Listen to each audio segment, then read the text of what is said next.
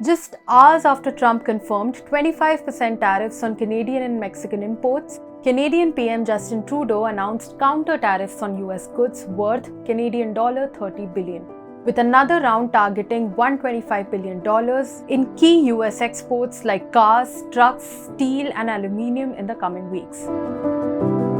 Meanwhile, Canadian provinces are also stepping up the fight with their own countermeasures against US tariffs. The impact was immediate. The Canadian dollar fell and the S&P TSX Composite Index dropped by 1.5%, the biggest dip since December.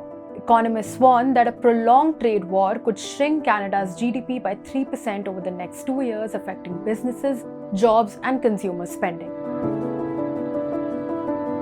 So why did Trump impose these tariffs? His executive order, signed on February 1st, claims that Canada isn't doing enough to curb fentanyl smuggling into the US, a claim Canadian officials strongly deny. Canada cited US data showing less than 1% of fentanyl at the border originates from Canada. The US-Canada trade relationship has always been complex. From 1855, starting from the Reciprocity Treaty to the North American Free Trade Agreement, trade disputes have remained a recurring theme. The 2018 tariff war on steel and aluminium was a prime example, where Trump imposed tariffs on Canadian metals and Canada retaliated with duties on $12.6 billion worth of US goods. While the dispute was resolved with the signing of the US-Mexico-Canada Agreement in 2019, history seems to be repeating itself.